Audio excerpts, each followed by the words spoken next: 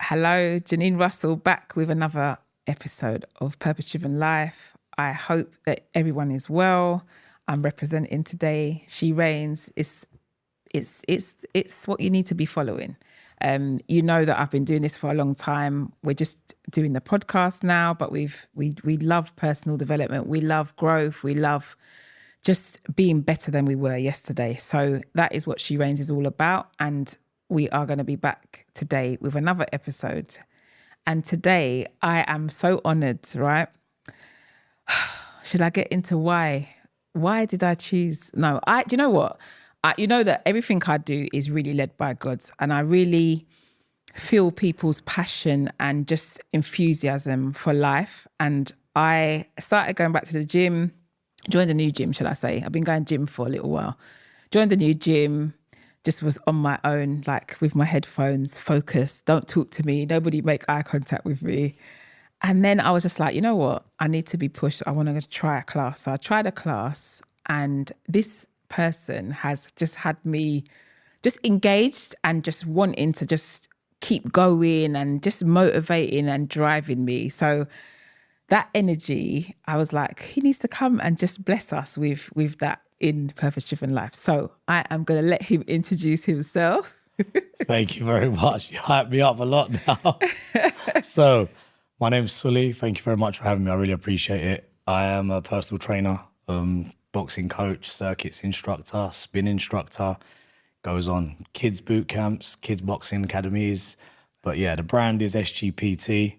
Yeah, that's me. I've been doing all things fitness. Yeah, I'm sure you'll find out a lot more as the podcast goes on, but I love it. It is that, you know, I don't feel like I ever go to work, if that makes sense. So do you know what? It's so, I've been training on and off for a long time, and I've been to classes. I had one PT session, actually, wasn't working out. But anyway, I have never encountered somebody who has got so much passion, enthusiasm, and just the fact that you participate in our class. Like, you're not telling us what to do. You're there with us doing it every time. Yeah. I just love that. I mean, I try my best to. That's the thing. So like with the passion side of things, I genuinely do love it. Like you can't fake that. You can't fake the passion. But the truth of it is, it's the people that make it for me. Like I do never, like I said earlier, I don't ever feel like I get up and it's a chore. You know, there's times where you're tired and so on, but that drive in, and as soon as you get in, you switch on, and every person that I encounter with my day makes it easy. You know, I get up every day at 5:15. I'm in the gym for 6 o'clock. My first client starts every day at 6. However, for most people, that would be a big beast. In it is tough, but I just love it. The classes, they bring up so much energy. But overall, we have a good time. Yes, we do. That's it. You know, listen, the physical side of things is obviously, for a lot of people, that's their main driving force, right? But ultimately, the gains that I see of people mentally is what, again, steers me. And we'll get into it, I'm sure, a lot more. It's easy work for me in the sense of, because I love it. Yeah. So for that reason. You got some good tunes as well. Well, I'm a music man before I'm a fitness do you man know first. What? That is something for me. I love music, and there's certain, do you know what's really rad? When I work out on my own, I only listen to gospel. Okay. Or a podcast. Okay. Nobody would even know that's what I'm listening to. Right, there's times when I have to literally stop what I'm doing because I'm like tearing up or whatever. Right. But in your class, there's times when I just have to concentrate. Otherwise, you just want to bust that into a little dance. This thing is, yeah. Like I said, before I'm anything, I'm a music man. Like, I love music. And genre-wise, if it makes me move, I'm involved. So the fact that I get to choose my own playlist, but even with that, so a lot of people don't realize, I'll purposely tailor the music according to what I know might be planned for that session, because it gets a lot out of people. It creates a vibe. If it's quite popular, people know it, therefore they're engaged a lot more. They'll sing along. It adds all to the whoop whoop and all that stuff. As you can see, certain people as well, more so than others. But me especially, like in the middle of it, I love a little dance and so on and so forth. And it adds a little bit of character and spice and fun. But the music is first, trust me. On that sense, I'm an 80s baby, but a 90s kid with sort of music and the schooling of like the noughties, and it just goes on. But I love it. You know. Yeah, I can tell. Even the wind down, having a little bit of reggae is like, Yeah. oh my goodness, Well, like this is nice. Having just come back from Jamaica, it's even more. The playlist has gone up a hell of a lot more. You brought some music back with you. Apparently, I'm the Turkish Yardie. That's what I've been told. What? I don't know. Do you know what's really funny? One of my really good friends is Polish, and I call her Polish Yardie. If I ever like write her birthday card, whatever, that's what I call her. So I've never heard Turkish Yardie. That's okay, me. so you've got your new nickname. Okay, copyright. okay. That is so funny, right? So we're here because I am just really into purpose. I'm a deep thinker. As I said, faith is everything to me.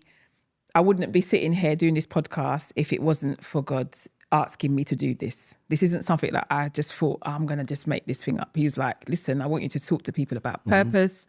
I think there's different times of our life that we think about like, oh my gosh, what am I doing with my life? I've definitely had those moments. And I think purpose is something that I started to like explore and investigate. And I read a book called Purpose Driven Life, hence the podcast is called Purpose Driven Life.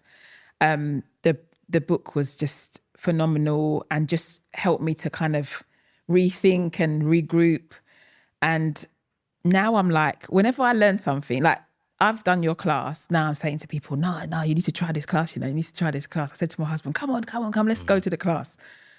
When I've got something that is amazing or that's working for me, I've got a new, I don't know, top or whatever, you share it. Hair thing, like I'm going to share it. So this is why I'm here doing this thing. But the whole thing is about purpose. And I just like people to tell me, what does purpose mean to you? I mean, I'm so glad that I now know a bit more about why you're doing what you're doing, because obviously it's so, like you can invoke so much out of somebody just by talking about the idea of purpose and so on and so forth. And when you approached me about this, I was already a bit like, you know what, she's actually got me thinking now, a bit rattled, like, what is the purpose of that? Why is it I do what I do? Okay, it's easy to say what I love about it.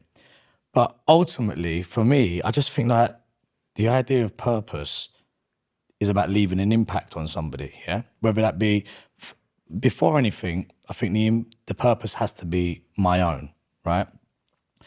But I know that certain people have left impact on my life, whether that be as a role model, whether that be aspirational figure, whoever it may be, friends, family, whoever, teachers for definite, and somebody that I'll definitely mention for sure. But it's just the idea of leaving an imprint on somebody. And I think with what I do, that is naturally like a byproduct of that, you know, teaching in front of a classroom, engaging with people on a one-to-one level, that gives me the purpose to get up on a morning basis. However, when I go deeper than that, when you asked me, I was like, I'm quite a happy-go-lucky person, right? Do I have bad days? Of course. Do I tend to show that at work? Probably never. However, that doesn't mean to say that I don't have it. So I would say my purpose for life is to just have a happy life, if that makes sense. So I try to follow all the things that make me happy, not to kind of like turn it a little bit morbid early on. However, my fear of death is a massive motivator for what I do. Not because of the pain side of things. I'm not scared about the idea of pain, but because I enjoy life so much, I'm just like, I don't want this to end. Do you know what I mean? So for that reason, I'm like, right, so if that's the case, one of my dad's friends actually, once upon a time, said to me, son, life ain't no rehearsal. And ever since he said it to me, I was like, what's he mean by that, son? And he was like, you're only here once, you know? And I know it's very like, you know, YOLO and all that stuff, and it's very kind of cliche, but when you deep it, you're like, cool, I'm only here once.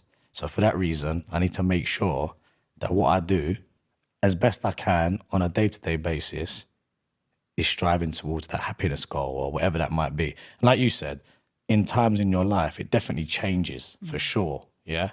I know that early in my 20s, I went through something like, not necessarily myself, but something around me happened. And I was a bit like, whoa, like, okay, you definitely can just be gone like that. So for that reason, you keep it moving, you do what you can, you stay as safe as possible or whatever.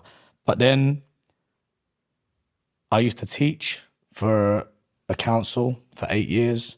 So again, all things fitness. So I did adult educational teaching. So I was a lecturer for a uni and a council college and so on and so forth, where I used to teach all things fitness. So the level 2 fitness instructing course, level 3 personal training. So, and that was really fun for me. I was young when I started that. You know, I'm still young now. I don't say I'm an old guy, but in the sense of like, I was 22, 23 at the time when I became a lecturer. And I was a bit like, who's going to listen to me? You know, like I'm a young, like this is adult education. People are turning up in their 30s, 40s, 50s.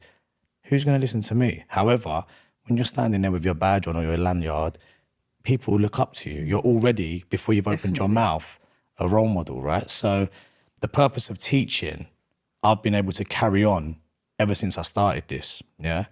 I loved that job back then.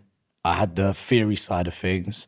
I now do the practical side of things. I'm still doing the practical side of things. How long my body's going to take me, I don't know, but we'll get to that. But relating back to it, ultimately, it's just the idea of happiness. That is the driving force.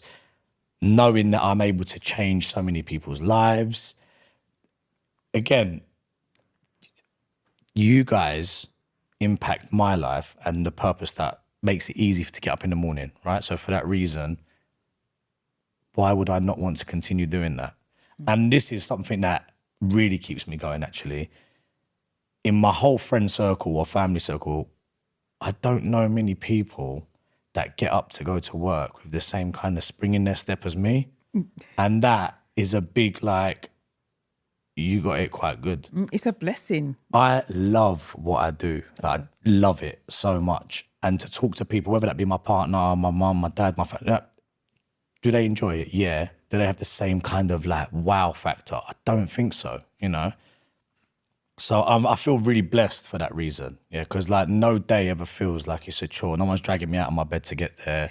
I have to because I love to and I want to. And I do get enjoyment out of it. It's not do you ever call in sick? No. How can I? No, but that's what, you know, that to me usually is that. You know, it's so funny. It's so funny you said that. So, right, this week, something happened within the gym that somebody didn't turn up for somebody, right? So when my client at the time was with me, I just said, just out of curiosity, if I never showed up for our session, like, what would you do? And they said, I'd call the police. And I said, hold on a second. I wasn't expecting that. She said, no. If you're not here, that means something's wrong. Yeah. So I was a bit like, wow, that means quite a bit. I was realizing it was really funny, but at the same time, the way in which I'm perceived by my people means that my purpose is obviously somewhat driven and that they value that as well, you know. I definitely do, that's for sure. Like, it was a bit of a shock to hear that from her because I didn't expect that response. But yeah, I mean, that's that. And I just remembered something that flashed into my head. This week, whether it be by coincidence or what, knowing I was coming on here, I happened to come across this video. You know of Ashley Kane? Yeah. Right. So obviously he's had a really tough time over the last couple of years. He's gone through a big loss and so on and so forth. But there was a video and I actually shared it on my story. I think I saw it, you know. Right. Yeah. And he spoke about, and I'm hands down saying, am I a fan of him? Yes, for what he's doing right now. Was I a fan of him before? Maybe not so much so. He went through a tough time. He has changed and he's come out for the better for it. It's unfortunate that he did what he did. However, this video has really hit home with me. And it just resonated differently. I don't know what it was. He said, I went to my nan's house. The Commonwealth Games happened to be on. Yes. And then she said, I wish I could swim. Yeah. And he turns around and says to her, no, he didn't actually say anything to her. He turned around to himself and he said, it's almost as if something just went bang. And he was like, that woman's never going to be able to learn how to swim now. She's past it. And for that reason, I'm not going to let that happen to me, he says. And I thought, you know what? he's so right. All them things that I wanted to do, what is the purpose of my life? If it's happiness, then okay, what makes you happy? Go and do them things. And for me, it's socializing, it's going to work, being with people, spending my time with the people that I love, dancing, whether it be music, travel, all these experiences, And we had a conversation about somebody's tattoo recently, One of mine on my arm is memories over money. Wow. Yeah. And that for me is a motto that me and my best friend have always lived by, right? And someone said to me, but without the money, you can't make those memories. And I said, does every memory in your life involve money? And then they were like, actually, no. I said, some of the best memories for me have not involved no money. Yeah. And me and my mates can often say that we'll link up and maybe it could be in a car park. Yeah. You might have some of the best jokes with your pals. I'm telling you. That you will never, ever, ever take for granted. And that for me was a big one. So yeah, the tattoo, like, is something that definitely I always live by. Like that memories over money thing for me is a massive thing. Yes, money helps. And yes, money can make you do experiences and make memories that you might not have been able to do. However, it's just a byproduct, I think, of like doing what you're doing, and it comes, you know, and even with what you're doing, we were having a conversation earlier and we're talking about stuff like that. Everything, I think there is a big full circle in that, you know. I agree. There's so many things that I want to say of what you said. One of the things that I got from what you said is like, it's just legacy, isn't it? It's like having that legacy. You know, like, I know because we were saying that it's not morbid, but I talk about death because it's like live full and die empty. That is like a motto for me.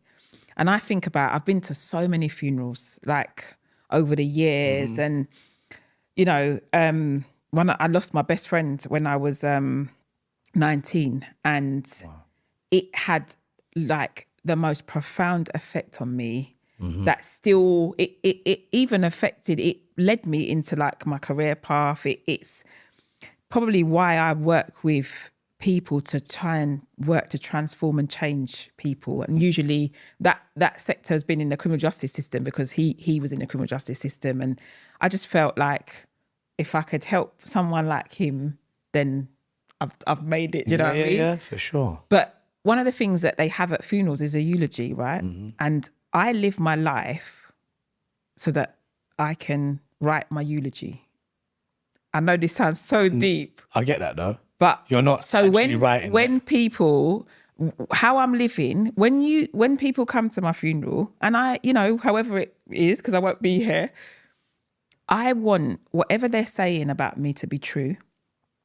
And I want it to be sincere, and I want it to be genuine. That this woman, when she smiled at me, or I was crying and she hugged me, or whatever, because whatever it is that I do and how the impact that I'm having, it's a ripple into so many different things. You know, I don't know what it's going to look like, what the funeral's going to do. I always say, listen, this is the first time I think I've ever wore black on this podcast, because I don't like black clothes. I like orange. I like bright colours. That's one of the things that I want. So replay this back for them, or even if you got to play this in my funeral, no black clothes, brightness. But yeah, everything that I do is to write that and to say, this is the impact she had. This is what she did. This is how she loved people. This is how she embraced people. This is how she didn't judge me because of what, do you know what I mean? That's what I want to live. That's what I'm trying to do right now.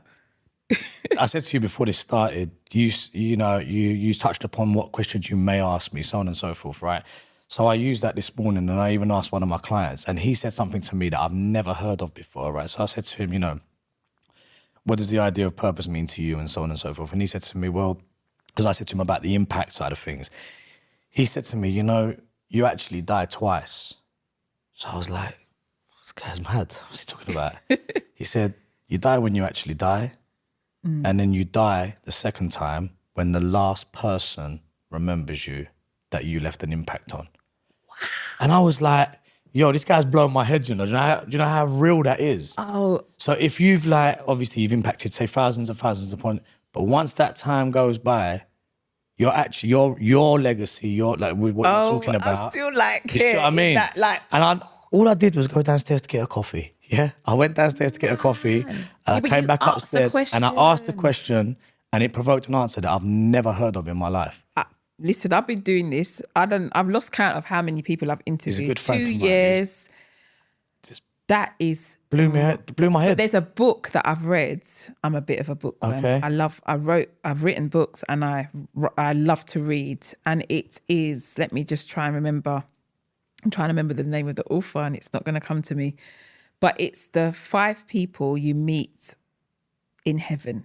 That's one of the titles. He's written lots of books. Right.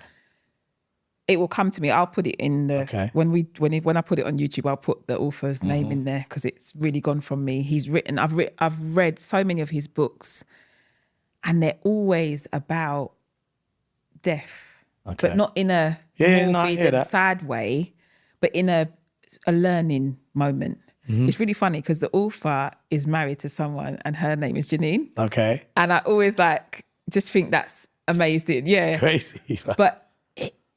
All of the books that he's written give you lessons of living life and what you can learn through death. Yeah. And what your client just said, honestly, it's gonna be something that just stays with me forever. And for me too, literally, I've never been told, and I never even thought of it like that. Obviously, you think to yourself, okay, yeah, you wish to. I'm really keen to know who this is. I don't want to have a conversation with him now. Okay, tell me after. I'll introduce you because they're in the gym. Your partner may have even seen him in the gym around the time that they train. But anyway, so that aside, we both spoke about, in your eulogy and leaving an impact and making sure that people remember you. But then to think about it, and then when he said that. Even when he left, I was still thinking about it because it just, like I said, it blew my head. I was thinking, some people then never die twice. Oh, and then I was like, look at all these people that have died however long ago and they're still being spoke about. So could you be that one of them as well? Do you see what I mean? And then then that's again another reason then as to why your purpose might strengthen, because then you think to yourself, I don't want to be that second death, in my lifetime. I want to have that forever. And it was really thought-provoking this morning.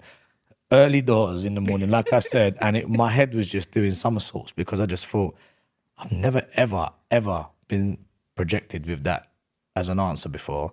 I've never even seen it like that way myself. And But that's the beauty of having conversations. Yeah, for sure. Do you know, I coach people and I'm being coached as well, which I think is something that you got to have someone to push you in the gym sometimes. 100%. Do you know what I mean? I've said that. It's so important. And one of the things that we're just talking and she was just saying you're really good with conversations and people. And then she said, you're CEO of conversations. And I was like, wow, that's so deep. But I would never, I think of a CEO as a business owner. But it's not. But when she said it, I was like, this is so having a conversation about purpose, it can go anywhere, So I found out. As we can see, I found out. The first question and we're here, Honestly, it is. It's just, you're exactly right though, because that whole idea of being a coach, but also being coached, me being a trainer, but often finding myself going purposely, whether it be for my own escapism as well, so that I'm take the back seat and like to be drilled as well. But it's all about, and again, in the purpose of leaving an impact, for you to do that, which I think we'll touch on a bit later on about what it is you do in order to better that purpose or whatever. One of those is development of skills, right? Yep. And conversations is the best way for it. Same way as word of mouth being the best form of advertising, free. Yeah. It's free. Yeah. And there you go again, we're back to the idea of no money, but still having the best outcome. So same as memories over the money side of it. There is a big circle in that, But yeah, conversations. I have conversations every day. And when you mentioned earlier, seeing people in the gym maybe that you just say hi to, or people that have known you and you've just been there to give them the hug. Some of my clients have come from knowing them for 7, 8 years, never spoke to them apart from the odd hello in the park, in the walkway, on the stairs, opening a door for that person. How are you? Good morning. And then over time, those icebreakers of giving somebody, that person who might be a bit of an introvert, the confidence to come to me, to ask me for something, and then I think, I don't even know that person. I've known them for 7-8 years. Yeah. And they've just come and asked me, what do I recommend for their grandson's birthday? Just like last week, that was a conversation. Some lady that's been a member of the gym for years on end. I've been there now 13 years. It will be in August, right? And I think she's been there since the beginning. Wow. Yeah. And we just highs and buys. And then last week she just came over, do you mind if I just ask? I said, yeah, sure. Why? She said, it's my grandson's 18th birthday coming up, and what would you recommend for an 18-year-old? And I was thinking, if you think I'm 18, this is great. But yeah, sure, let's keep going. But it was like, and this is all about just being nice. I know, like, listen, there are certain people around me, my partner included, she'll turn around and be like, often you can be too nice, yeah? And my sister always says that to me. My sister says to me, you're always too nice and you always get walked over, yeah? I always believe if your purpose is nothing but good, I always follow out my action. I always follow out. I hear that. Because I'm a big believer in, if you're going to take that for some sort of like wrong spin, for me being nice, I don't see no fault in that. You know what? I hear both points of view. Yeah. And my thing is, this is like the key word, boundaries. That's it. And I would definitely say my understanding of boundaries came late. Yeah. I would say Most so. people have. But I'm quite naive. Yeah. So I always see the good in people. I always see the best out of somebody. And then when something happens, I'm a bit like, oh, no, I didn't even see that coming. Didn't see it, but didn't expect it from that person as well. Like I don't expect that doing of you. Yeah, because that's not what you would do. But people don't act the way that that you act. And I think I take that kind of from my mum's side, because my mum's very much like super innocent, so naive, not so streetwise. And I've just probably pulled upon that from her.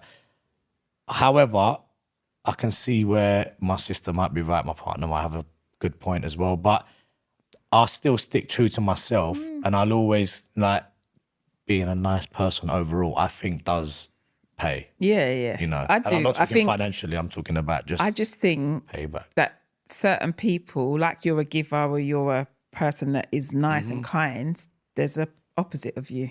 Yeah. So you've got to be you're not wrong. mindful and I've learned it through bad experiences. I speak really openly about having counselling, and boundaries was something I had to learn. I had to develop it because it was detrimental to me. I'm a person that has conversations. I will go to Tesco's and someone will tell me their whole life story. I'm telling you, like, just because you asked if you could reach up for the beans. I can reach the beans. They normally ask me to reach the beans for them, but it's like this deep. They start disclosing. I call it vomiting. All of this stuff, and I'm like, hold up a minute. Have you asked me if I got space to hear this right now?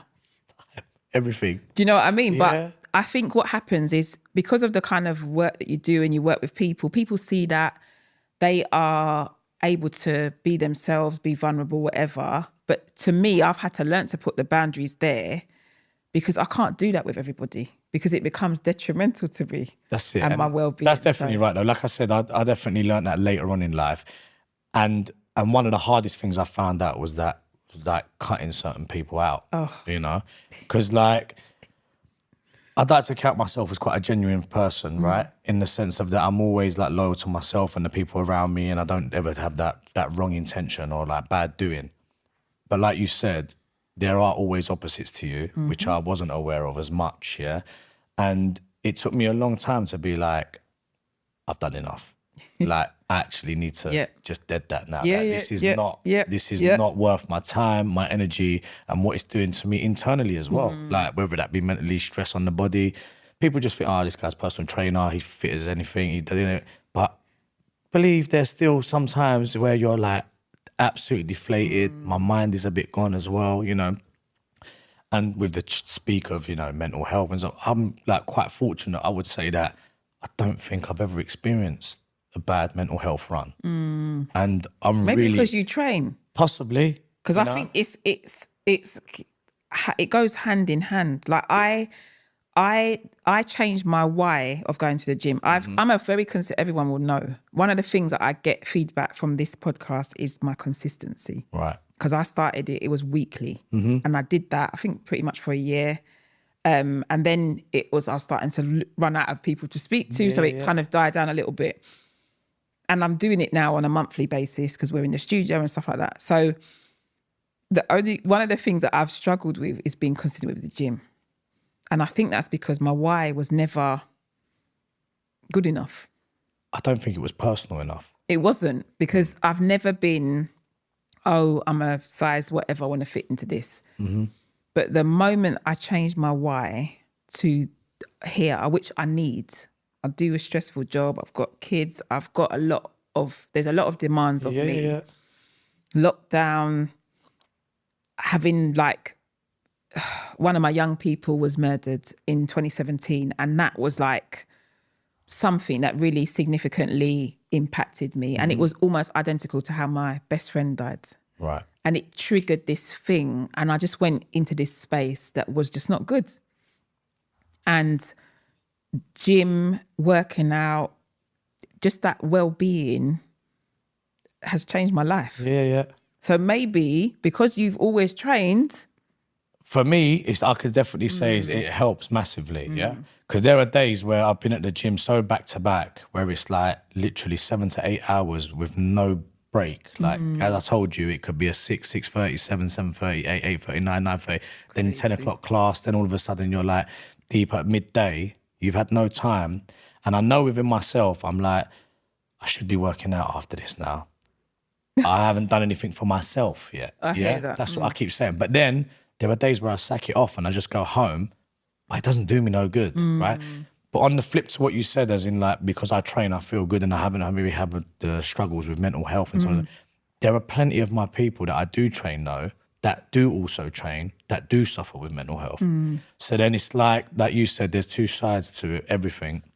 There is the opposite to what you might be. But for that reason, I am very fortunate. I'm grateful for the fact that I'm in a good mind space and that I'm able to move. But the why, definitely, that is even, we can link that to even finances, right?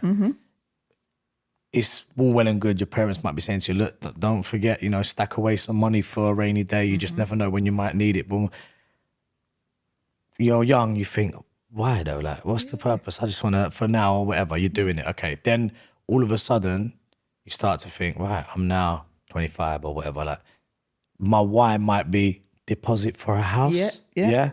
Or it might be, okay, I haven't seen much of the world. So now I need to save for that holiday trip or that destination, whatever travel. So then, like you said, it is, the why needs to be very personal and spark it off. When somebody's training for the wrong reasons, nothing ever sticks, right? I'll never forget when I was younger and I was at home, my mum used to say, don't forget today, if you can wash up, blah, blah, blah. I used to be like, and I prize myself to be quite a clean and tidy person, and I'm a bit OCD, but whatever. My partner might argue because she's on a different scale, but that aside. So when you're not having to do it though, because somebody else does, it's like, when I moved out, I was like, yo, you have to do these things though, like, so you better fix up.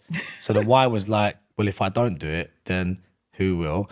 And why do I do it? Because I wish to keep a clean home so that I've got things to use the next day, you need to, so on and so forth, all that stuff. It could be anything, like we said, financial, mental. But the why is super important. And it changes. Yes. That's the difference as well. I see that with my clients, some of them come to me, they're working on their wedding transformation. Yeah. Then all of a sudden after the wedding, they're then thinking about snapping their body back into what it used to be. Yeah. Then after that, they find themselves, pregnant. And then that journey is a whole nother cycle, and whatever it might be, your why does change and your actions towards it also change. You can't do the same things for a different why all the time. What's your why? What's your purpose? Oh, what is my purpose? I said earlier, obviously, to be happy. I've got a big goal, and that's to be a dad. Yeah. So I'm not a dad yet. I don't have any kids. I would say my biggest why is to start my own family. I don't know what it is about that. I just find myself quite attached to that feeling of like having my own, So I definitely with that comes happiness on a different scale. Yeah. I can't talk from And experience. stress. Yeah, I get it. I'm sure. Listen, if there's one thing I've taken already from this is that you've told me everything I feel, there's always an opposite. So I've already got that. Yeah, That's true. So Listen, you said to me, I feel like I'm always negative when I speak about my children. nah, can't be. No, I'm not. Yeah. They changed my life. And I always say that, especially my first daughter, because it was the first experience. I really struggled with being a mum, like that transition of becoming a mum and stuff like that. I wrote a book about it. Right. That's what kind of inspired it. But it's the most phenomenal, it's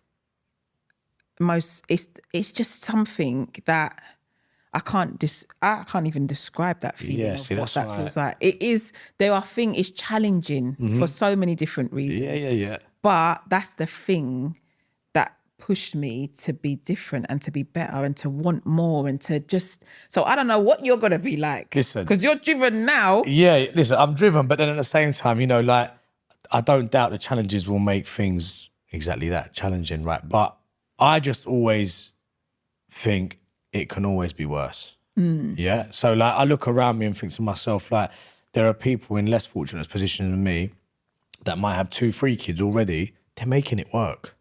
They're making it work, you know? Like, and for myself, I'd like to think, okay, well, I'm a bit more fortunate or I'm able to do X, Y, and Z.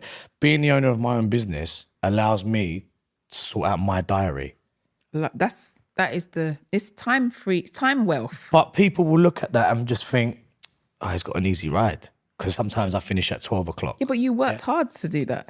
So this is what is not maybe seen. You know, all those dog day shifts, all the shift work, all the jobs that had not even amounted to this. I went to university and studied film and theatre. You told me this the other day and I was like, baffled, right? So, and with that, because of my love for music, I wanted to become a music video editor. So I thought, I love music that much, yeah? Why would I not want to make either documentaries, which I'm a big fan of, or music-based videos that I want to edit, right? So I went down that route. One of my best friends as well from the school, which I'm still really tight with now, he's carried on his dream. He's a filmmaker. Wow. He does all that. And he's currently shooting an absolutely amazing project at the minute due to finish, and I'll send you that another time. But, and I remember thinking to myself, right, this is what I'm going to do. I went to uni, I've put my 3 years in, I've got my degree, come out of there. In my last year of university, my best friend started coming to the gym with me. Then about a month, 2 later, he was like, Saul, have you ever considered maybe becoming a fitness instructor? So I was like, have you blown your mind? Like, what's wrong with you? I'm about to graduate next month in film and theatre. Why would I? He said, no, I'm just saying, like, what you've taught me seems to have come really natural to you. So I'm just saying, maybe just have it as a sideline. So once he planted the seed, I was like, there's no harm, I suppose, in maybe giving it a go. I remember graduating on a Thursday, and my auntie, who actually worked for Medway Council at the time, said to me, look, there is a fitness instructing course if you want to go for it. It's a summer intensive. Maybe just consider it. So I was like, I graduated on a Thursday. The course started on the following Monday. I did it for 3 weeks. I think the 4th week was the practical exam. And then I did that on a Tuesday on the 4th week. And then I remember flying to Cancun with my boys that night, right? So while I was away, I found out, obviously, I'd passed. I was qualified. My mum, being the mum that she is, went to the local gym in the area and was like, my son's just passed, you know, is there any jobs going? So before I'd even come back from Cancun, my mum was like, I've lined you up an interview. Oh, that's brilliant. So I was like, okay, cool. Got back, did all that, right? Started working in the gym part-time. And then at the time, was still applying for my film running roles and like editing stuff. Just kept getting, you know, knockbacks, not bad, no, you know, working for free. Once you start working and getting a taste for your money at that age as well, it's a bit hard to then go back to free work, right? Yeah. So I tried a few projects and that, it didn't really work out. And then I really felt like I found that calling, you know, like, okay, because when you've asked me now, what is your purpose? Although my purpose is for happiness and living a fulfilling and healthy and long life as best I can. Now I find that just helping others is where I get a lot of enjoyment. And I know that I think purpose does need to be quite personal to you, but I gain a lot out of that as well. Just being around people that are in a good space, which then for me then vibrates onto whatever else I'm going home happy, you know? which means, you know, as I hear all the time, happy life, happy wife, or the other way around, happy wife, happy life. So therefore, for me, whether it be with my partner, my friends, my family, I know that I'm down for a good time because of the fact that helping others gives me that sense of enjoyment, you know. And it is that. I know it's quite cliched, you know, like, why, so what if you're helping other people? Loads of people help other people. But there is some people are naturally good at that as well, that don't really try. And I think through my years of like different roles, my dad's had a cafe for 40 years, yeah? Wow. Down Caledonian Road, a very different kind of like London living, bit like an East End kind of environment. I went to college and school around there, yeah, so I know Islington, it well. Yeah, so like everybody knows everyone. If you're familiar with Caledonian Road, like it's almost like being on the wrong side of the track sometimes, yeah? It's a bit weird because one side was quite poor and a bit crazy down there, and I learnt a lot of stuff there as a kid, you know? Then on the left-hand side, you'd have you'd go from council estates where it was really rough and mad, which everyone used to turn their nose up at, but the most real people. Then you turn across the road and you're looking at 1.2 million, 1.9 million houses and people that don't even engage with anyone on the street, yeah? But then I worked there when I was a kid. I had no choice. You know, my dad used to just knock on the door on a Saturday and say, yo, get in the car, we're going to the shop. And that was a regular thing till I was like 18. Good, yeah. And it makes a massive difference as to like what you learn. I worked in River Island when I was younger. Yeah, as part of the delivery stock team on a Tuesday and a Thursday. And I got that job, believe it or not, through coming out of university, wanting to go to America because our friend lived out there. My boys were working at the time. I wasn't. They were like, look, we've just booked your ticket. You pay us when you want. Oh, wow. So I was like, yo, like, I need to find some sort of money to help that. I was like, I can't just take a freebie. When they got the job in River Island alongside the gymming job that I then got. Okay. So I was just trying to like shuffle a few things and juggle there. And then I worked as a waiter for 6 years and I loved that job. Did you? 15-year-old boy till I was 21, until my last year at uni. The boys that I worked with and the collective, we used to do white wedding services and like banqueting suites and boxing shows and all of that stuff, yeah. Silver service. That was my worst job ever. You know, when I tell you, I don't know whether it's because I was working with like my friends, but I loved it. And like, we used to get £5 an hour back then. We used to work a Friday and a Saturday. Used to sometimes come away with 70 quid or so. And they used to be like, roll it. At 15, 16, that was I was good to go. If you made tips as well, oh wow, you was winning. You never did silver service in the Caribbean community because they never tipped you. No. They never tipped us. They were rude. I did it one day and I never went back again. They were so rude. I'll tell you where I got the most tips actually on 2 occasions. Once I was very lucky enough to do a boxing banquet for the Haringey police station. Okay. They used to hold one in Wood Green at the Decorium. And Joe Frazier was actually a guest. So I was already like, wow, like my granddad always used to talk about this boxer, yeah? And he tipped me once in dollars, gave me $50 and a signed glove. Oh, wow. So that was amazing. And to be fair, you're right. The Turkish, the Greek, and the Caribbean, all of that, they weren't tipping no one. Yeah.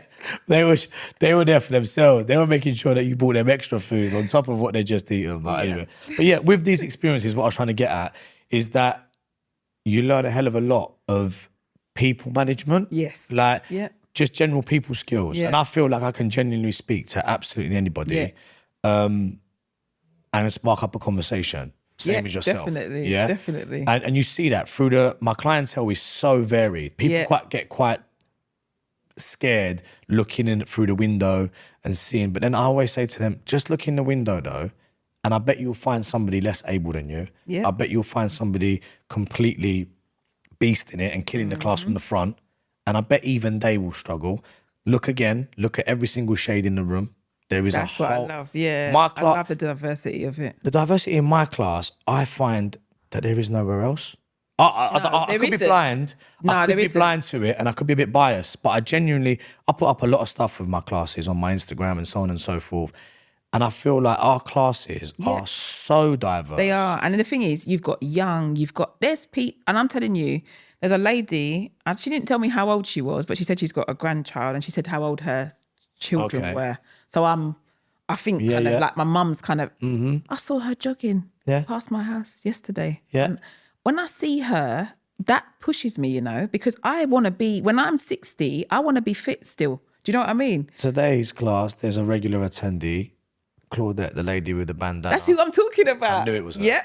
I knew it was her. She inspires me so much. She's amazing. On it. Amazing. If I slack and I look over at her, right, I'm like, come on, Jay, come on. Yeah, she is on it. You just and that aside, besides her physical abilities, she's a great person to talk to regarding purpose and stuff and why she does what she does and stuff like that. She's very much involved in her faith. Yeah, and I know that for sure. I've had conversations with her over years, you know, and her son used to come to the gym. Again, another absolutely really, really lovely person. And like you said, the diversity in the room, everybody brings a little spice to it, right? And for that reason, socially, like, what does purpose mean to me and what does it gain from it? Connecting people. Yeah, like, it's beautiful. There's a really nice like social element to it. People, like the old school mentality of exercising is to lose weight. Yeah. Nobody ever sees the people that are trying to put on weight, trying to put on muscle mass, you know, there's another side to it as well, you know. There's some people that come to the gym and spend hours there because when they're not in the gym, they are on their own. Do you know what? I've seen that. I have deep conversations, you know, in the sauna and steam room. Yeah, I bet. At the swimming pool. Like I've met some really different kinds of people. It's like a real community and I really love that. Listen, when I draw somebody in, there's a reason for why I drag people to the front when they're new. Yeah. They hate it, but whether they like to admit it or not, there is a sense of acceptance after that. Yeah. So every time I've got a new person in my class or whatever it might be, you know, I always say, was it your first time? Yeah. Okay. Can you just come to the front, please? They're all like, and I make that little joke about they got to dance and that, because then it really gets them on tilt, because then they're like, oh my God, what the hell is he going to make me do? Then you're like, right, guys, this is Joe Bloggs and it was his first time or whatever. Everyone claps them in. There is a sense of acceptance. By me doing that, I've now just opened up a bridge for you to have a conversation with 50 plus people, because then they'll come up to you afterwards and be like, well done, you did amazing. It's so true. That well done then becomes downstairs in the changing rooms. Oh my God, that was your first time. You was doing amazing. You was doing better than me. And then it becomes, oh, what's your name? What do you do? How long have you been? Then all of a sudden there's a friendship made. It's so true, you know. And people think, well, what do you gain out of that? I gain out of that a better connection in my classes, which then gets spoke about, which then resonates in the gym. Oh, wow, that's so true. It's like a ripple, yeah. People just think, you're mad. There's no gain out of it for you. But why? I don't do it for the gain. Like, the gain is a byproduct. That comes through the idea of people just feeling comfortable. Yeah, no. And accepted. You do, I told you, like, and I used to go classes with my sister. That was my kind of rider for doing exercise. Yeah. Joined the gym. And I don't know, I just locked down. I was working from home. I got really insulated. I definitely was an extrovert who's now become an introvert. I like my own company. I can go gym on my own, fine. I gave myself that challenge to come to the class. I love boxing. I've always loved it. And I came and it was like, oh my This gosh. is different. This is what I've been missing. This is what I need. And different classes give you that different buzz. It does, definitely. Boxing especially is a fantastic de-stress. Yeah, it's very disciplined. You learn a lot about coordination, rhythm. You know, like you said. Right, great. Don't lie. You know I've seen you dance. I can dance. Listen. There's a coordination. Listen, it's not. I did Zumba. Serena made me do Zumba. Sully. He wasn't good. I wanted the ground to swallow me up. He was not. Listen, and you know what makes it worse? Because I'm black. People have this expectation. That's The thing is, I can dance, yeah? Put on whatever genre of music, I will dance. Try and do like a coordinated show step. Me what to do in a step of a that's dance. Not the case. That's not the case for boxing. No, boxing, I have to like repeat the thing again and again in my head. I'm a very much a visual learner. And I have to break things down into blocks. So like if I give you a combination, for example, I'll say 1, 2, 1, 2, 3. And that's how it works for me as well. But Zumba wasn't for you, no? Oh my gosh. I need to see this in the No, flesh. you don't need to. And I hate when people film in the class. That's that's one of my pet hates. Right. Because I don't want to see myself on Instagram when you didn't actually let me know that was, Yeah. So this girl, she filmed it. Luckily, I was at the back like I always am, so you couldn't see me. But I was like, what are you trying to do to me out here? Nah, don't even worry. And I get that though, the consent side of things, I know. Yeah. But like boxing, for example, is a de-stress, yeah? Whereas something like a spin class might be for the fact that people just want to come and just switch off and let the music take them. Yeah. I'm yet to try spin. I think you'd enjoy it because of the idea of, again, music being the key motivator. Yeah. And that's what I was saying earlier. Like, people don't realize the amount of work I put in behind the playlists. Like, every spin class, I've created that playlist the night before. Yeah. And I've done that for a reason, because I know what journey I wish to take you guys on, for example. Yeah. Circuits class might be for the social element. People like working with people. Yeah. Some people like working on their own. Yeah. But they don't realize that the gain that they might get from working with somebody else, because then, like I said, that friendship might be there. You as well. Then there's that motivator. Today, I paired up with Ed. Ed's another trainer. Ed needed me today. No. And I love that the trainers come to your class. And this is, so one of my biggest problems, and this is a bit of like a flip on its head, is loving what I do, being good at what I do, enjoying it myself, striving, staying consistent, never letting people down, X, Y, and Z.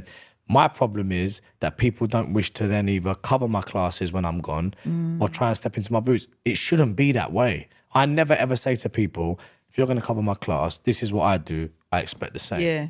I'm like, use this opportunity to market yourself. It's so true, 'cause everyone has got something different to bring to it. Yeah. I don't appeal to everybody. Yeah. Despite my following. Yeah.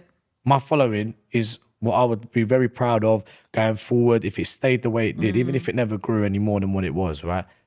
But I don't appeal to everybody. Yeah. Just the same way certain people's teaching styles don't appeal to me. No, it's so true, So I say to these people, like, just get involved. Yeah. Get in there, do your thing. Are you confident in what you can put out there to these people? Yeah.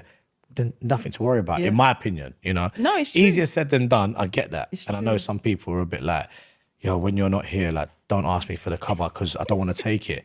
And I've recently, even this week, I've offered cover out to somebody else of the other gym that I work at. And she just snapped it up.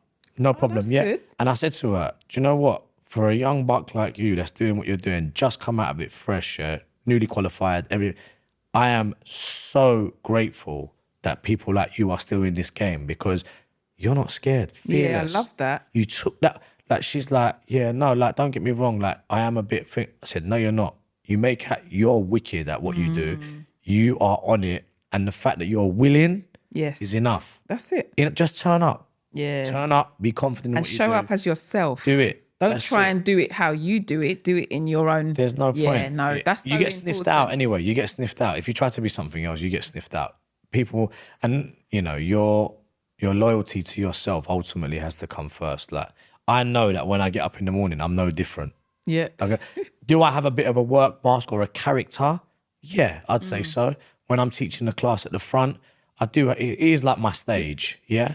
However, anyone that knows me outside of work will tell you I'm just the same. Yeah. Yeah. And for that reason, I know that I'm not lying to myself. I'm not fake. And that speaks for itself, The classes, it's nice for me to walk around the gym and for people to say, everyone's talking about your class in the changing room, or, oh my God, I was in the sauna the other day and people were just talking about how hard your class was and how much they enjoyed it and loved it. They can't wait to come back. Or even when people have come as guests and use the spa, for example, and they get facility pass for the day, and some people pop in and pop out, they're like, do you do anything else locally in this particular? And I'm like, that's a really nice feeling. I get, there is a sense of enjoyment and gratitude out of that. I like that, But again, it just ultimately boils down to helping people. That's where it comes to. So your journey is interesting. There's lots of twists and turns. And your purpose, it's almost like it kind of found you a little bit. What do you think? Or do you think you just, because you was on this path to do the film and stuff like that, and then this thing came and said, hello. I got three people, shall I say, to thank for that. My best friend who planted the seed for me, my auntie for finding me the course, and then my tutor on that course. Okay. Dan Mace, I'll never forget him. Yeah. He was my instructor or my teacher at the time. He left such an impact on me in 3 weeks. Really? 3 weeks. He taught me for 3 weeks, fitness instructing course. I became qualified and I just had this like amazing aspiration towards him. I was like, this guy has taught me so much. He proper like made it clear for me to soak on all this information and be better, you know? I never knew I was going down this road. I never did. Was I sporty in school? I enjoyed sports. Was it a passion of mine? Definitely not. Really? Definitely not. Not even boxing? No way. I started boxing when I was like 16, I would say, 17. And people don't believe me when I say I've never had a fight. I've never boxed. Never entered the ring. Wow. Never entered the ring. I've just done boxing as a fitness side of my like hobby, for I say, since I was 15, 16.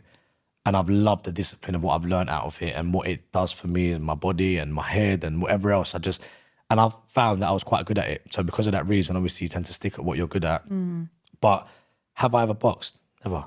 Wow. Have I had a charity that's match? the one thing that I see when you're doing PT, I always see the pads. Yeah. Like, especially on a Friday. Friday's like my biggest, pad day, shall I say. Like all my clients tend to gear up towards that day. At the end of the week, they like to finish it, on that. So I'm beat up. Like out of my 7 clients today, I've had 4 of those pads.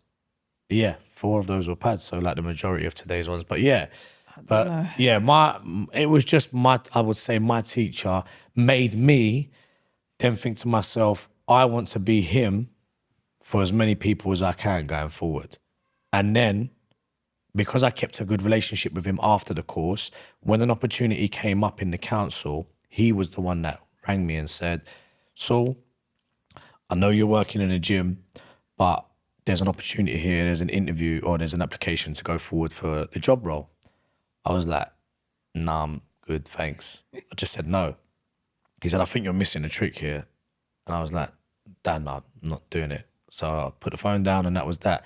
He rang me about 2 days later. He was like, look, you might not know it, but you teach every day. You just do it on a gym floor. Yes. He said, you're now just going to do it in a classroom. So and he was so calm. Like he didn't really have that much of like never needed to shout, didn't have a loud voice, but just really like got into me. Like the way there was something about his manner that I'll never forget. And he was like, look, if I was you, I would come for the interview. So I was like, I've got nothing to lose, why not?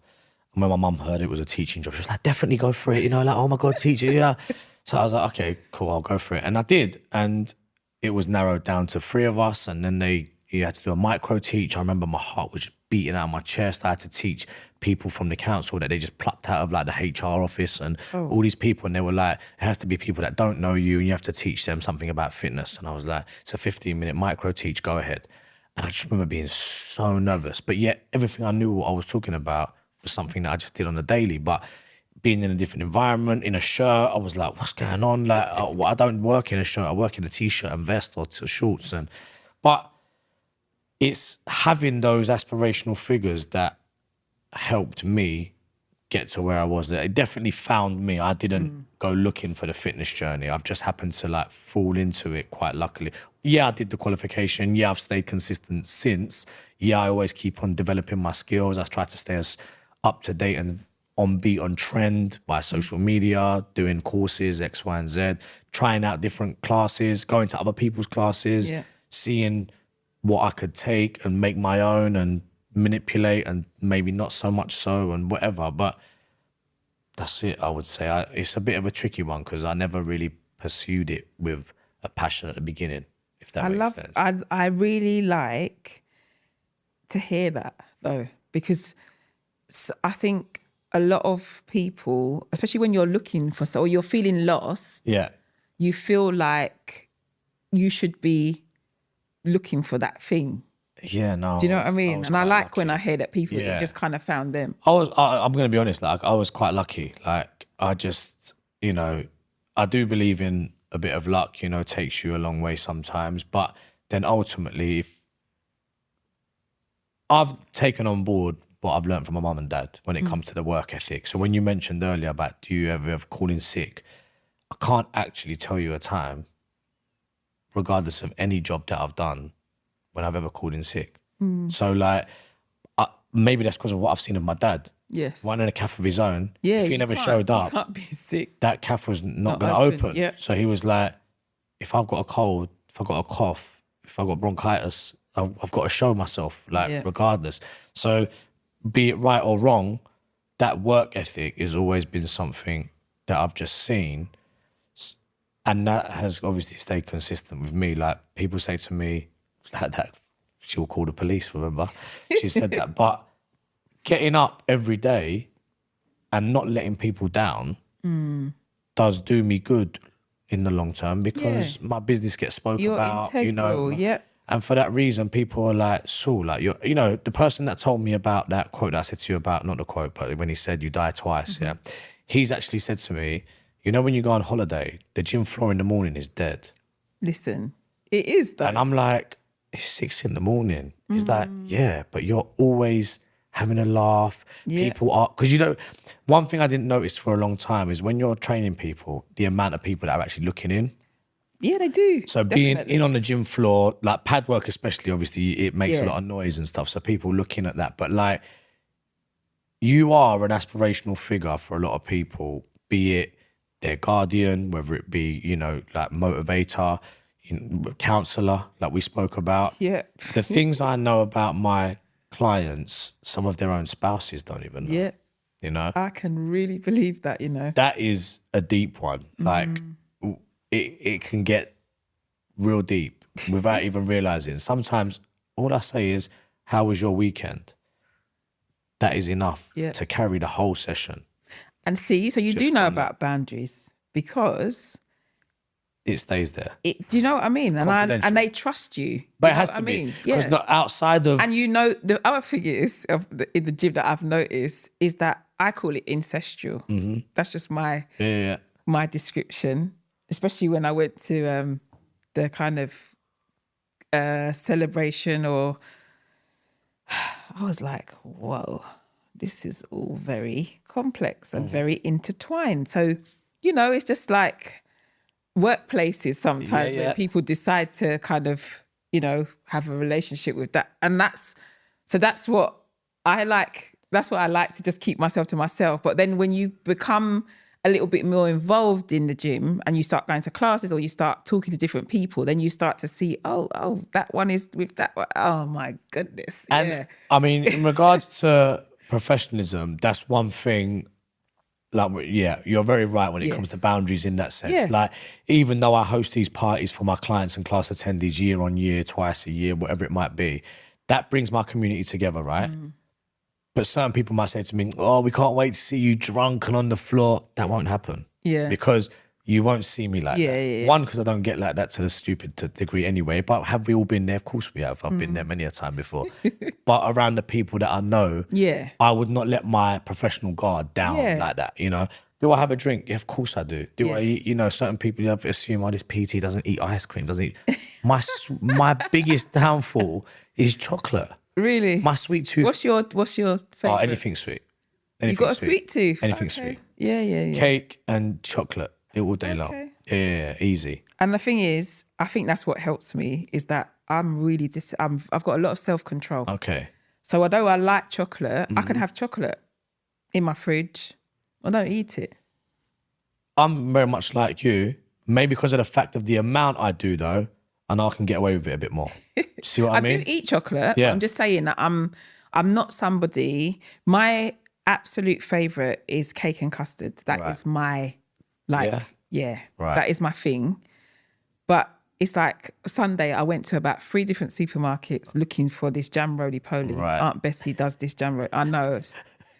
Anyway, finally got the jam roly-poly. Got home, there's no custard. You was devastated. But I could have gone to the shop and got the custard, but I'm like, you know what? I'll have it next week. Okay. And I'm okay with that. And I'm somebody who, there's a chocolate, I don't need to eat the whole thing.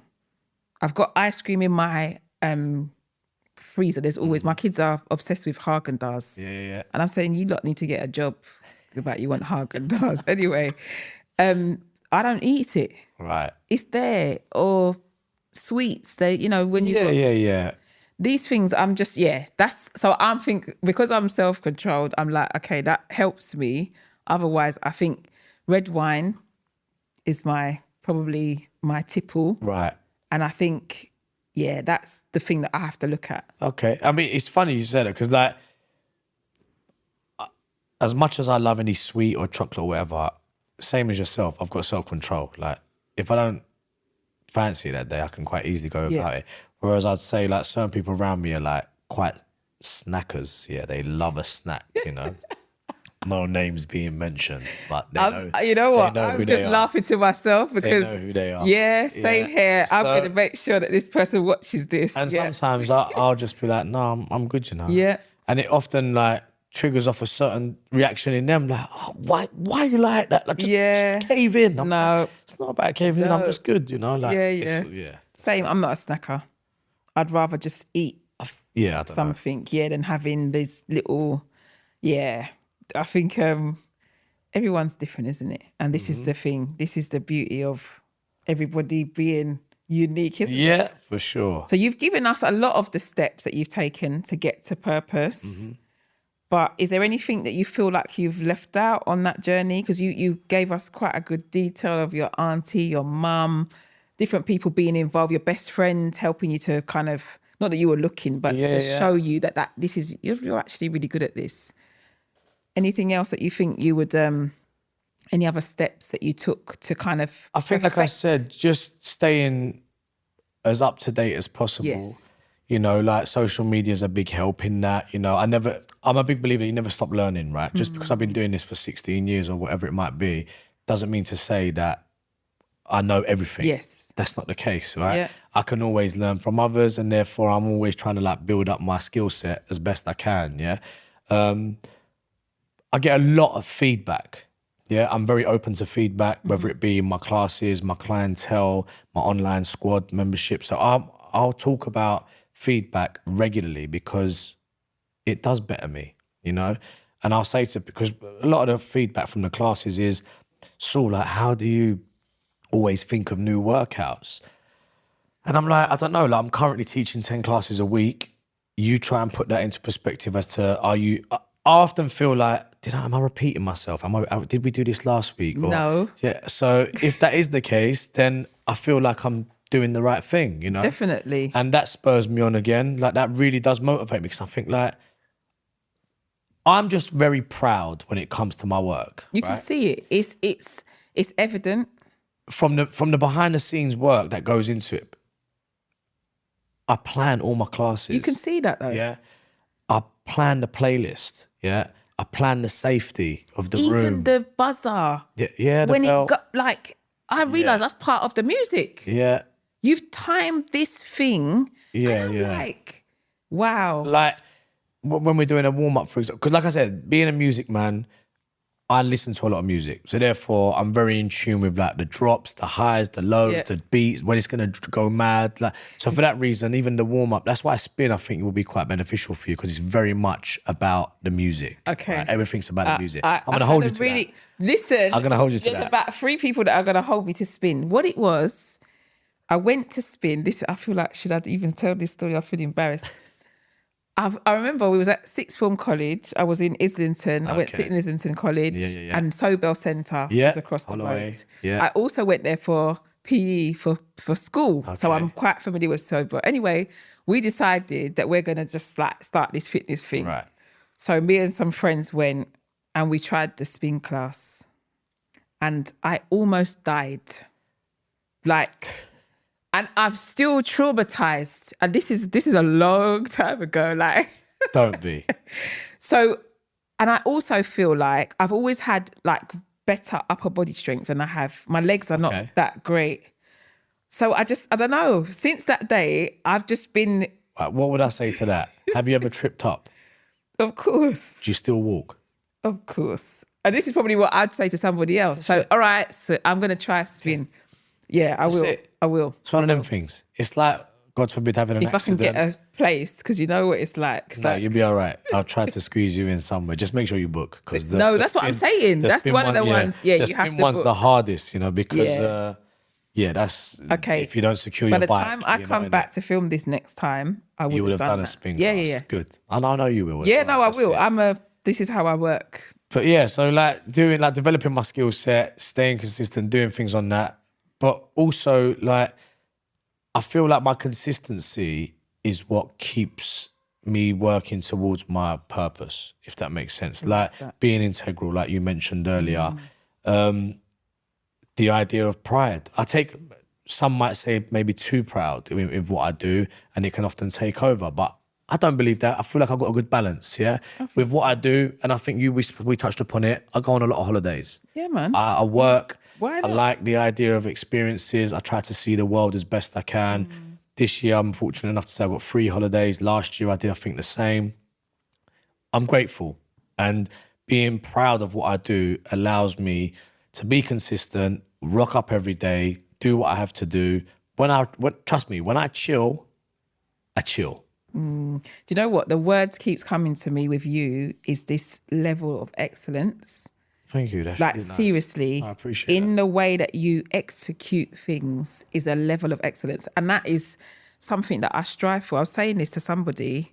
I can't remember what I was talking about. And I said when I do this, there needs to be a level of excellence. I don't want to keep doing this. Okay, yeah, we started off Instagram Live. That's cool.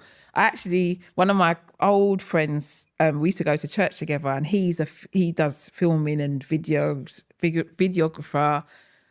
And I interviewed him, and he kind of set me a challenge, just like we're doing today. And he was like, you need to take it up a step. You need to level up. Yeah. And I was like, when the new year came, I was like, okay, even though I might not feel like I'm ready, and there's times when I think, oh my gosh, it was so much easier to do this in my house. I didn't have to leave anywhere. Yeah. I could just be in my pajamas at the bottom. Nobody could see it.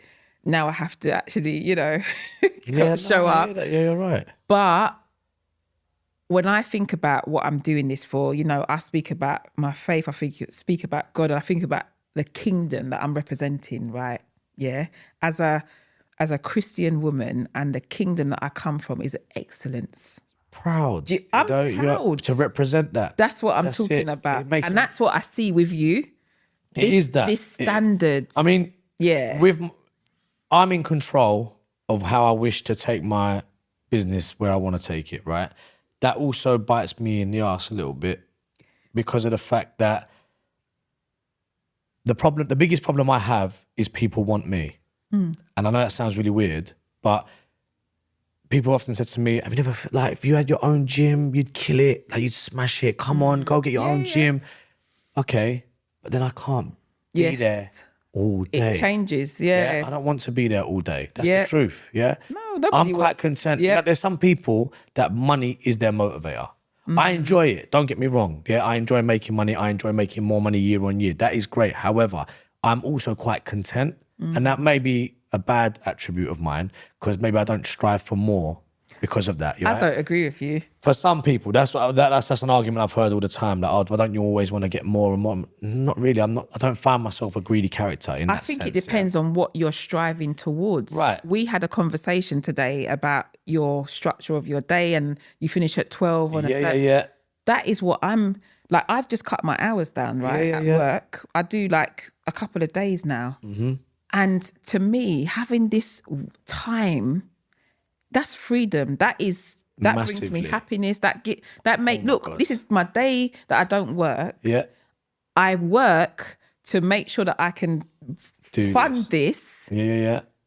And that I won't change that. I would prefer to have that time. And you get maybe an even more sense of satisfaction from this today. It's called intrinsic satisfaction. That's what you were talking about earlier. That feeling that you have inside.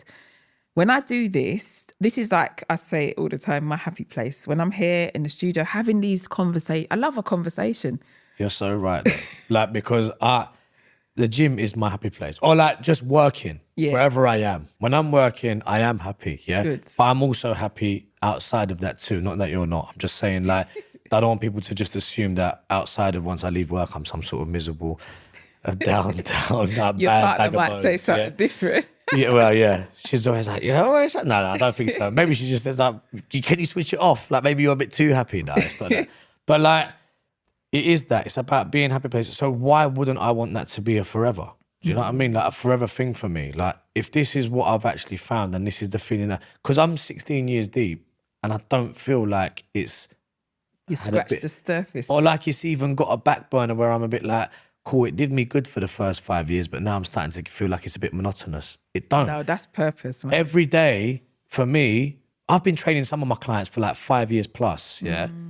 And yet, even the conversations I have with them to the present day are always so different. Yeah. I never know where my day is going to go. Yeah. And I'm talking about that in like a kind of theoretical way, like when you're talking to people and on a mental kind of...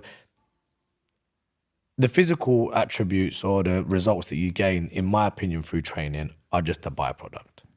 There are far more stuff that outweigh the physical gains when it comes to exercising and me being a part of that journey. Yeah. Like, just, again, impact. You've spoken to many of people that come to the classes, people that you've seen me training on the gym floor. You feel motivated through them. Definitely. Yeah? They may be so low in themselves, but they don't know the impact they're leaving on you. And this is what I try to say to people. It can always be worse, yeah? Like you feel like you're having a bad day. Trust me on that side. That person's looking in on you, who you might be envious of, but they're in a much worse situation. Just consider that when you're like next moving or coming up the stairs to me. That's why, like, even today when I was talking about don't check out. No, listen, do you know what? What you did, it was done in such a nice way, but you hit the nail on the head. And you know what I love the most? You're doing the class.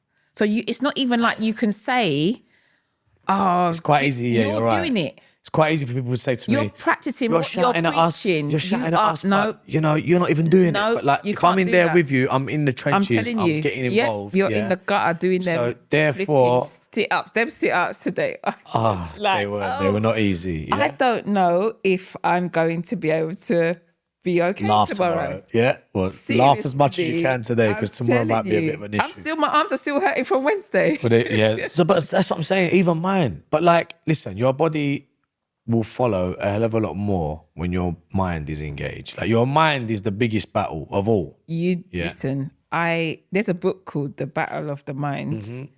And I know this because when I'm doing, like I do like accountability groups. So I do it online. We do it early in the morning. Yeah. Different people are working on different things. And I always put my goals in there as well. And one of mine was to be consistent with going to the gym, and I'm doing it. And what I found is that changing it up, doing different things, doing a class now, that holds me accountable. So I've just had a client come back to me, very similar to what you were just talking about, the whole idea of X, Y, and Z, doing what you're doing. And she was like, if I didn't have you booked in, I wouldn't even be here. And I'm like, that's all well and good, but I might not be here forever. And I don't mean in the sense of like, hopefully passing away, but like, whether that be at that gym or whatever it might be, you need to find your, that was we were talking about, your personal why. And she said, no, it just really helps me being accountable, being here, turning up. And for a lot of people, some people like are quick to say, oh, Saul, you've been training that person for a long while, but there's not really much change with them. I'm like, you actually don't know what their goal is. That's so true. Very quick. Some people are just so physical. As we spoke about, and I said, this person, they've got no one, They've got no one. They come here because this is their outlet for the day. Whether that be 2 or 3 times a week, they're just here to relieve some stress, feel good in themselves. A bit of company. And on top of that, I've now set up their day. Whether it's me personally, they've done it because they've turned up. Yeah. Because if they don't turn up, I still get my peace. Yeah. So for me, my peace is there regardless of whether you show up or not. But because they do, they're now more productive at work, and productive and doing what they need to be doing, making better choices in and outside of the gym. The gym is just, that's this much. Yeah, no, it's so You know, it really, but that's what I was saying. So today it's frustrating at times. And I only get like that during class. I'm glad you said it was in a nicer manner, because I tried to make it in a form where I don't feel like I'm shouting at people. Like, the thing is, I know that I put the work in. So I know you ain't chatting to me. Do you know what I mean? I saw people, there's people that I see. Regular, it's the same people.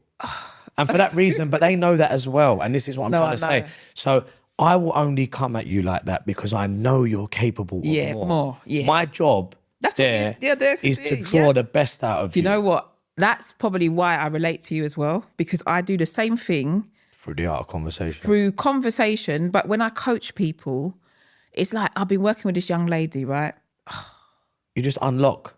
You unlock. Yeah. And I told her this. I saw her somewhere ages ago and I said, stop shrinking.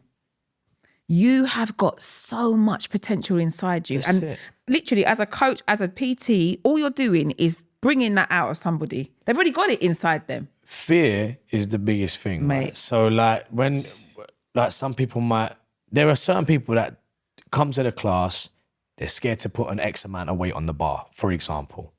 They keep themselves comfortable. They see no change. They get frustrated. They fall off. They never come back again. They might turn back up. We build it up, then they start PTing. So when I mention about, I never ever market for PT. You'll never hear me say, if anybody's thinking about PT or I've gone off or going on for Listen, your summer, diary, I don't even know if you can squeeze any more people in anyway. My partner would kill me anyway, but she'd be like, listen, you're not home enough. But anyway, so that's that. So, but when it comes to PT, there's a reason I'll say it's just about learning. A PT for some people is a long-term thing. For others, it's a periodic journey, right? So they come, they learn certain skill sets, and then they move on.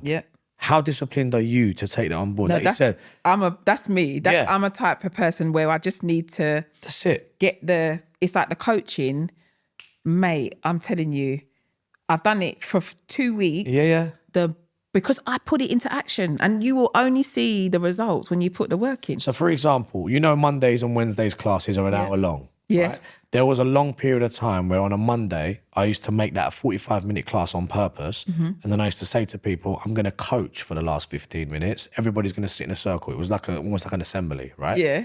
And I used to go through certain movements, whether it be the squat, deadlift, bench press, overhead press, whatever, right? Okay. And I used to break it down because there were certain people that had been attending for years on end and are still not executing it the way they should be. Yeah. And I'm not getting upset with them because I'm doing it wrong. I'm getting upset with them because they're not listening, they're not wanting to learn, and they're going to injure themselves. Yes. So for that, I'm trying to prevent that anyway.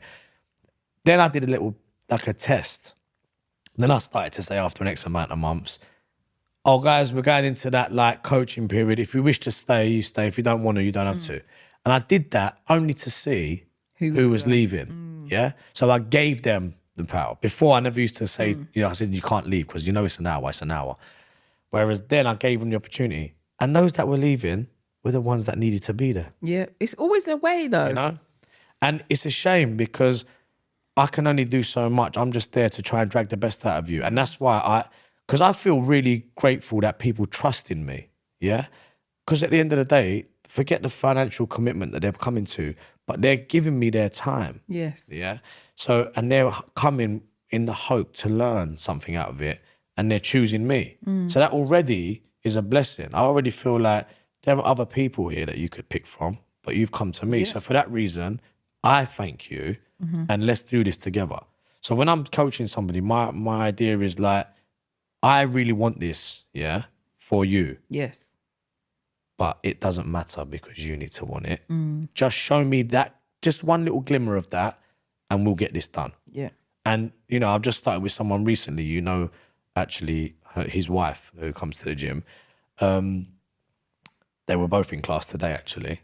I'll tell you after. Okay. Yeah. Yeah. But, and I really sense how much he wants this. Yeah. And that for himself or for her? For himself. Oh, that's good. And that in himself, that in itself, shall I say, is enough for me to be like, you know what? You're going to get 100% of me. Yeah.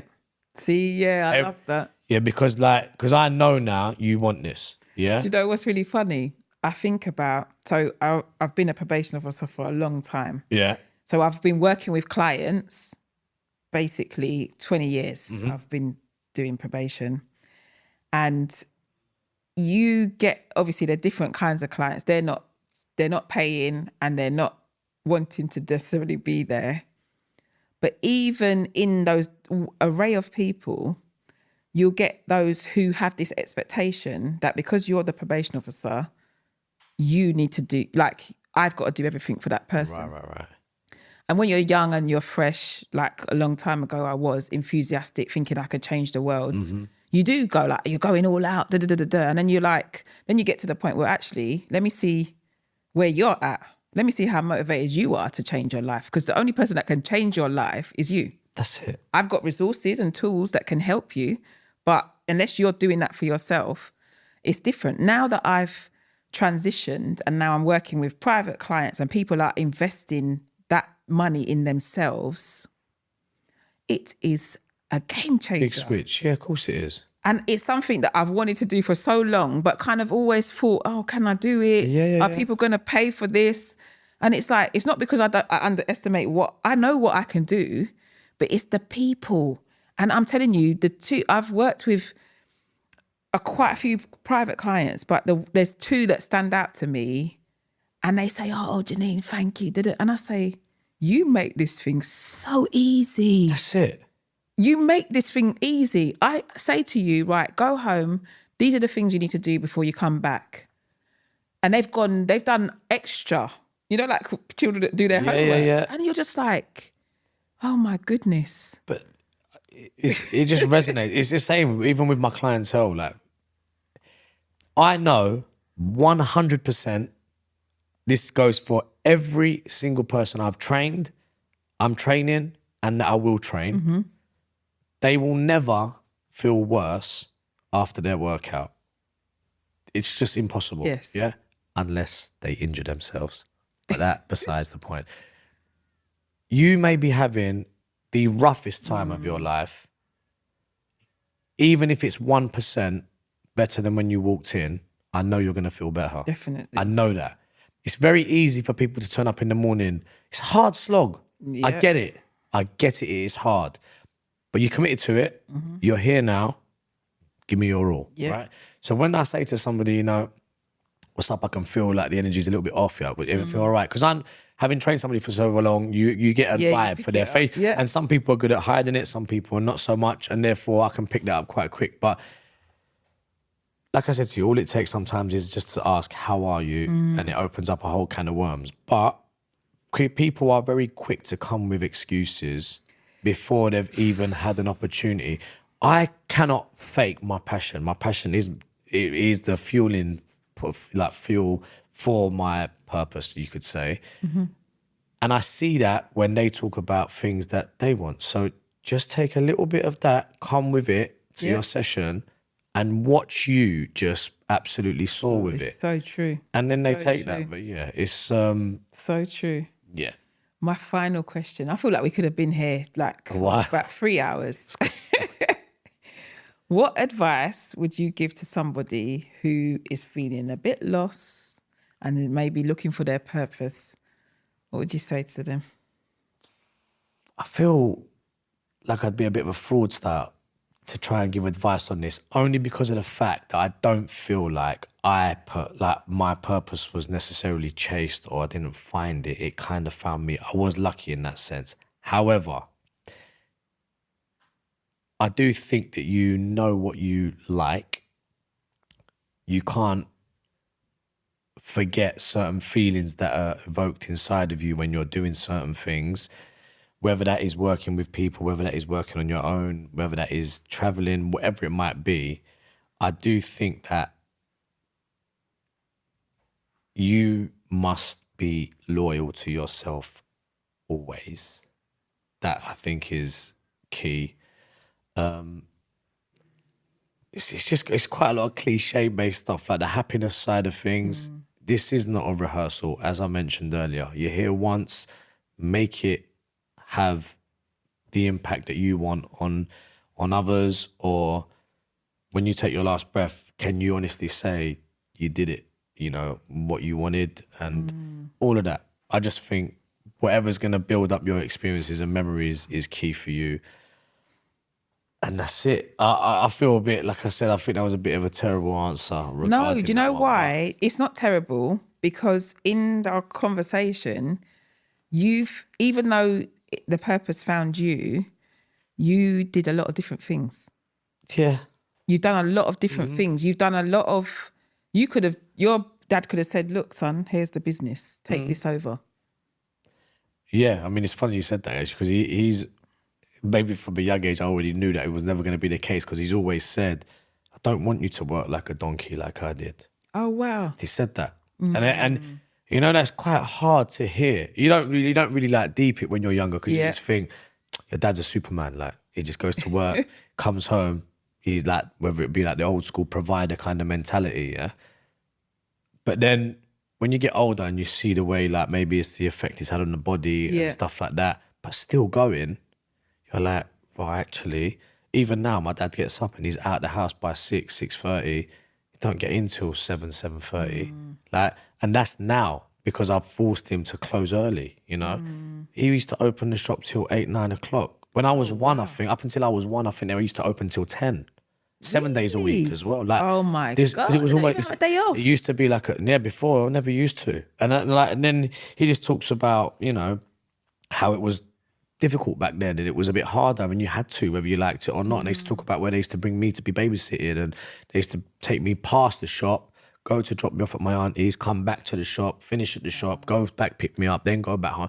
It was like a lot of back and forth, but they just literally lived to work, you know. That's how. So you've taken something from that. So yeah, and the fact that your dad is a business owner and you own your own business. Yeah, you know, and so there's seeds that definitely for sure get planted. And I've been lucky enough that obviously through times changing and other platforms that have allowed us to work differently and maybe a bit smarter rather than harder. I think that's definitely something that I've taken on board. But my dad was thrown into that business. He married my mum. My granddad kind of signed over the business and said, this is now yours. And that was that, you know. So he's like, kind of come here. He was 18 at the time, not 18, 20 at the time.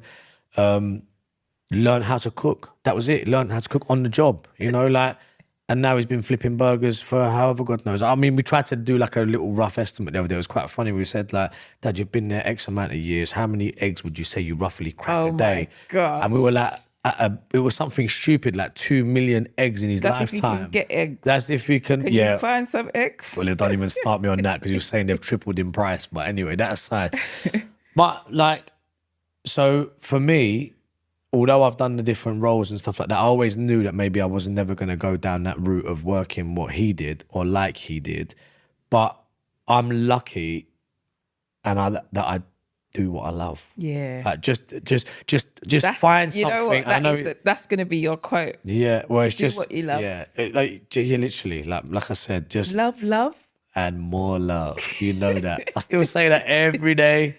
I say it on my squad classes. That's how it started off. It was stay safe, stay blessed, love, and more love. Yeah. Yes. And it still goes, you know, and it rings. And even that in itself, I know it sounds really stupid, but people are waiting for that at the end of the classes. They like to say it with me. It is a bit of a like chant, you know. Yeah, it's your motto, your stamp, you know. It comes out of exactly what I do. I love what I do, you know, and go and spread that. Just keep spreading it. That's it. Did you hear that, guys? Spread love and do what you love. I love that. And that's what I'm striving towards, you know. There's I walk past us, I always see things like, you know, like things that people don't see. And I saw this thing and it said, do what you love. This was in Islington. Yeah. This is years ago, right near Angel Station. Okay. And I took a picture of this, and that was in my time when I was just feeling just horrible. And that is something that's really resonated. So it's lovely to hear, and it's a reminder for me to continue to do what I love. Yeah, listen, like I've come here, this is the first podcast I've ever done. Really? Yeah, ever. Yeah. You never know. No, don't lie. There were times of stiffness, don't lie. But anyway, yeah, no, for sure. I've never done a podcast before. I sense your energy, yeah, in the sense of like your passion is not false in the slightest. So for that reason, even when you talk, like you've touched upon your faith today, I know, I've never spoke to you about it before. I know it means a hell of a lot to you. So much so. I can tell that from 1 hour, whatever we've been talking. And I think people get the same vibe of me when it comes to the idea of like the exercise. Because everyone always comes up to me and says, you just love it, don't you? Like you can really see you're so engaged. And you've got to be engaged, right? If you're not engaged. So. You can smell it. It's like children. Children, to me, can smell unauthenticity. Mm-hmm. I went to the dentist, anyway, this is a quick story because I feel like we're just chatting, but went to the dentist, been going there since I was really young. Anyway, there was a receptionist and her whole, everything was off. Right. There was other women there on the desk and she was just rude. Just her manner was just off. And I said to her, I just like quietly said to her, you know, if you don't want to be here, you know, like you can apply for other things. She said, oh no, I really don't like it, whatever. I said, well, my advice to you as an older person talking to you, like find something else because it's so apparent and it's really not fair on other people because you're actually taking out your distaste and your, you know, disdain for this job onto everybody else. I just came here to get my teeth cleaned. That's it. Do you know what I mean? Yeah. And I just think for me, that is my thing with people. Just find something that blesses other people. 100%. You're a blessing to me. Yeah, seriously. I appreciate that. It came at a time where I just needed somebody who had that and that was going to bring out this, like I know I love exercise if it's enjoyable. Yeah. I don't want it to feel like a chore. I want to be singing like how I do in the classroom when I was doing that. Oh my God, I don't even know how. But my group was really good. They motivated me, helped me to get back up. I was like, oh, I'm going to die in this class today. And look but where I didn't. I'm here. But that's it. Like, regardless of how many times I hear that of like, look, you've really helped me out or I felt so much better for doing so. Like, that never gets old. Like, it really doesn't. Like, and every time I hear it, it's just another kick to keep going. Like, it is the people that make it super easy for me, yeah? And that's that. We have a great vibe. We have a wicked time each and every time. So for me, some people say to me, why do you work on a Saturday? I'm like, yo, I work from 8 till maximum midday, if that's a push. Why wouldn't I want to work for a couple of hours?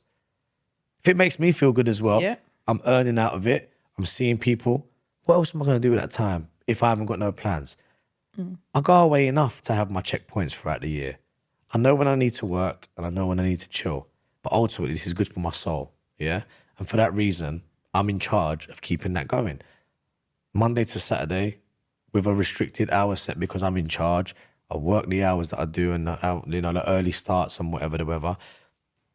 And I love it. That's it, you know, like I can't keep stressing it enough. I think people realize that I love what I do. That's it. Thank you. Thank you. Thank you for your time. Thank you for what you've brought into my life. Just to love exercise again and to just get myself in that mental, like things that help my mental well-being. Yeah, that's really giving me something else because the thing is, it's resources and tools. That's what I'm about. That's what we got to teach each other. And for me, having counselling therapy has been a resource and tool. Do you know, there was a point where for about 18 months, I was having like massages. Okay. Because imagine working 20 years with clients, who don't want to be there, who can be abusive and whatever. There was a lot of tension, pent up tension, like just stress. And so that was part of the journey that I had for a long time. And now this is the other bit now, like just Reinvented. Feeling good and Jernine 2.0, yeah. She's back and better than ever. No, seriously. It just makes me I feel happy. Yeah. I feel good for the day. Like sometimes I just keep my gym clothes on and like someone's like, oh, you just come back from a run. No, I did my class. Yeah. And, you know, I've bought new clothes for the gym. I was rocking the same outfits Not and I anymore. had to 2.0 my outfits. See? Christmas presents, I'm getting gym stuff now. Well, you was looking a little bit extra fly recently, you know, I've just been, you know, got to keep up with you, man. But You've got all these. Listen, it's just all about. Listen, it's just all about making yourself feel good, and like you said, being happy. Yeah, this is a feeling. I feel happy when I come to the classes. Seriously, not necessarily during it. Definitely when it finishes. Listen, that's what I try to say. That's another teaching point that I'll try to say to people. You know, like I get it. There are going to be times during that are hellish at times, and it is grueling. However, you know, you hear it, the pain you feel tomorrow is the strength you feel, you know, that you gain. The pain you feel today is the strength you gain tomorrow and stuff like that. But like, it is that you're always going to feel better afterwards. Did you die? No. Okay, let's carry on. Right. That's it. Going. Okay, I see you on Monday. Yeah, that's it. More abs. Yeah. No, I need to. It's good. Thank you. Thank you very much. And we will be back again with another episode, another amazing guest. I don't know how I'm going to keep doing this, you know, like seriously. Conversations. This is what happens. I'm just meeting people and I just feel like I'm just blessed to have these conversations. And now I know you on a deeper level and it's like, oh, now we're going to have different conversations in the gym. He's going to be bullying me now. So anyway, come back, subscribe, share this with somebody who maybe they want to be a PT. Maybe they have got something in them that you see that they haven't seen yet. Send it to them so they can watch this. Thank you for being with me and I hope to see you again soon. Take care.